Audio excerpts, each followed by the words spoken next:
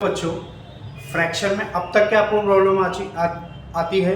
ठीक है, तो बहुत सारे बच्चे अभी 7th class 6th class 8th class के अंदर पढ़ रहे हैं। इवन 9-10 के बच्चों को भी फ्रैक्शन के अंदर प्रॉब्लम आती है। ठीक है, तो कोई प्रॉब्लम नहीं, आपकी सारी प्रॉब्लम्स का सिर्फ एक सॉल्यूशन है। क्या है? थोड़ा सा फोकस यहाँ पे आप लोग दोगे तो विथ इन 30 सेकेंड और विथ इन 1 रील आप लोग ये फ्रैक्शन सीख जाओगे। ठीक है, तो आइए देखते हैं understanding of fraction and calculation of fraction. ठीक है ना, तो अंडरस्टैंडिंग ऑफ फ्रैक्शन मींस क्या होता है? फ्रैक्शन मींस क्या होता है? पार्ट्स होता है। ठीक है, तो डिवीजन ऑफ द पार्ट कोई भी चीज़ की होती है। एग्जांपल मैं अगर आप लोगों के बारे में बोलूं तो एक रोटी है, उसका 1/2 मतलब क्या होता है? हाफ। तो उसको आप फोल्ड करके हाफ कर लोगे तो 1/2 कहलाता है।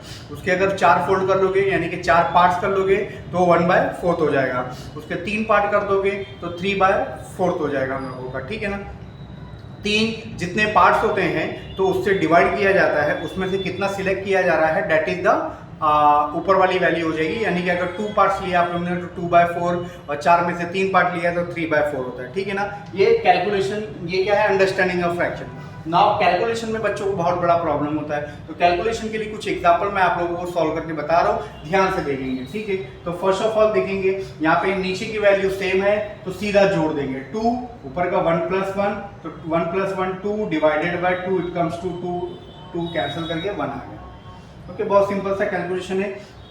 यहाँ पर भी देखेंगे नीचे की वैल्यू सेम है, वी कैन ऐड 7 एंड 4 + 2 तो 4 + 2 is equal to what? 6 divided by 7। Okay, अब यहाँ पर आप लोग देखोगे तो यहाँ पर भी मैं ऐड कर देता हूँ, जैसे कि 5 तो यहाँ पे नीचे की वैल्यू सेम है क्या? हाँ, वेरी गुड, सेम है तो 9 लिख दिया एंड 3 + 5 तो 3 + 5 is equal to 8 divided by 9। बोलोगे सर इधर कैंसिल किया आपने, इधर क्यों नहीं किया?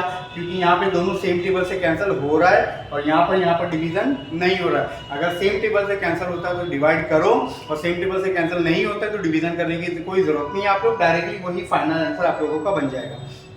ओके, अब इसको अगर आप लोग थोड़ा सा फोकस करोगे तो देखेंगे तीनों केसेस में नीचे की वैल्यू हमने सेम रखा है।